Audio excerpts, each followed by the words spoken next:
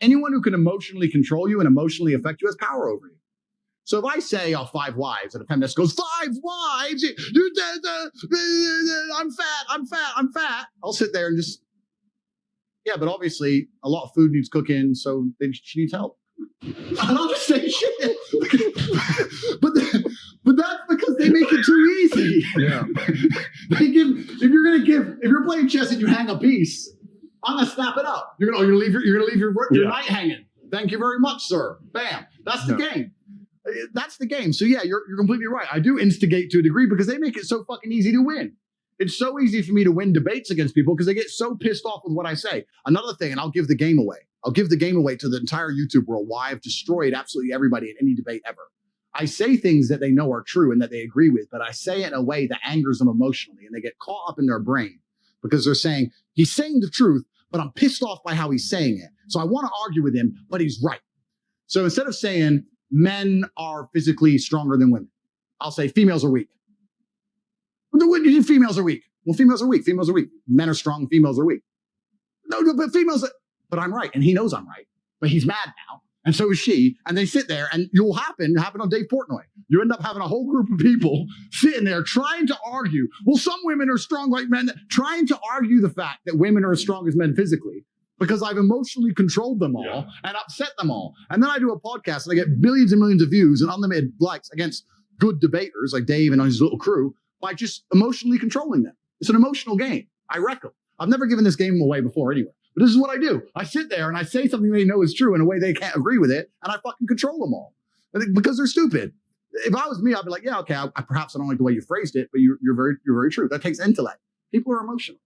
So this is why I wreck all of them. And you're right. I poke them on purpose, and it makes it very difficult to argue with me, especially if they agree with what I'm saying, but they don't like the way it's being said. That's where you see the full breakdowns, the full mental breakdown. In regards to emotion, before I came to Valuetainment, this is 3 years ago, Pat said, I want you to read a book. It was called Meditations by Marcus Aurelius, Stoicism. Yep. You've referenced Stoicism multiple times, not getting emotional, thinking rational. Yep.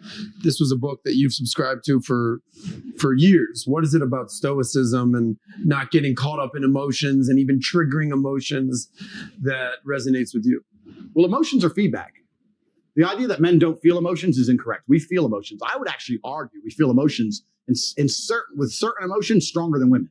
I would argue that we feel heartbreak stronger than women. I would argue we feel anger like a woman could never understand. I would argue we are extremely emotional. Rage, pure rage. But it's feedback.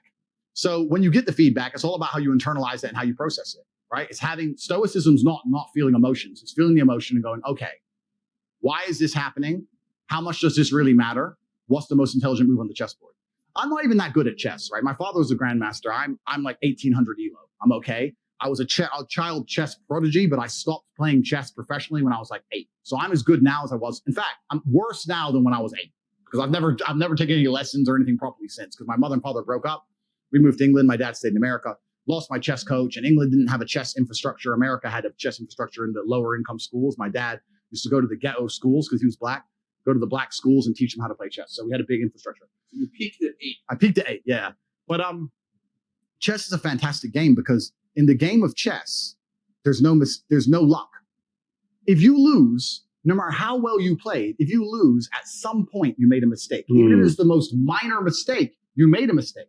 So you learn to understand that no matter what happens to you, if you lose a scenario, you made a mistake. Maybe it's a tiny one. Maybe it was 2 years ago, whatever, but you made a mistake. And you learn absolute and utter accountability for yourself.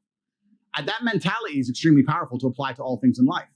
The position I'm in now as the most hated man in the world, although I agree and I truly believe it's unfair, I still take complete responsibility for. I'm not going to sit here and say, I'm telling you why it happened when I talk about TikTok and YouTube shorts, but I'm not going to blame them. Absolutely. They're a company making money and they're monetizing the best they can. Fantastic. All of this is my fault. But the Bugatti on my drive is my fault. And the yacht is my fault. And the private jet's my fault. So it's all my fault.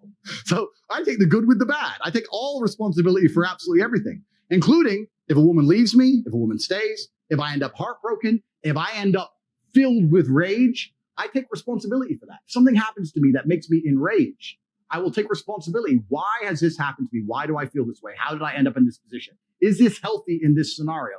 And sometimes it is.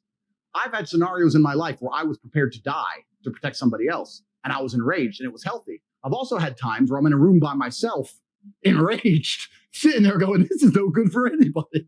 I need to just calm the fuck down. Mm-hmm. So emotions are feedback, but stoicism is the ability to process them. And that's what you need to be learn as a man. You're never going to be able to turn them off. You're going to feel them. You have to learn how to process them and turn them into a positive.